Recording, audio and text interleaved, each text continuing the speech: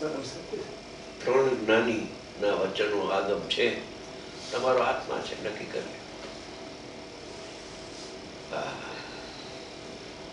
બાકી નથી સમજાતો એનું કારણ શું છે ખબર છે? નહીંથી સમજવાનો પ્રયોગ કરે છે, સ્વભાવથી નથી સમજતો.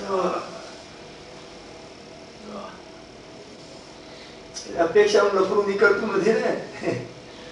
પરિણામને કરે છે, નિશ્ચયથી તો કરતો નથી, પણ વ્યવહારને એ કરે છે. પરિણામને નિશ્ચયને એ તો જાણે જ નહીં, પણ વ્યવહારને એ જાણેલો પ્રયોજનમાં લખ્યો છે.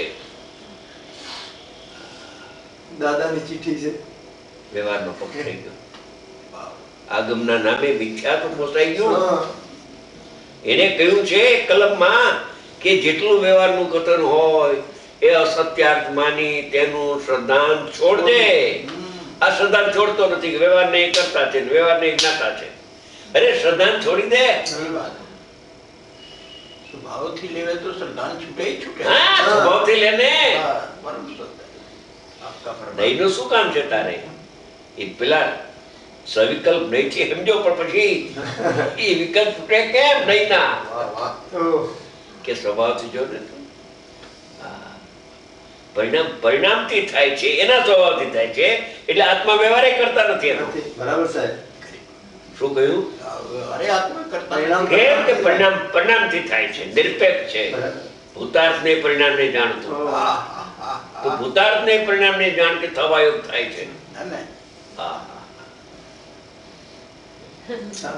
વ્યવહારથી જોવું હોય તો પરિણામ પરિણામથી થાય છે એમ જો ને, એના સ્વભાવથી જો ને, તો વ્યવહાર વચમાં નહીં આવે. વ્યવહાર નીકળી જશે. વ્યવહાર નહીં નીવીએ.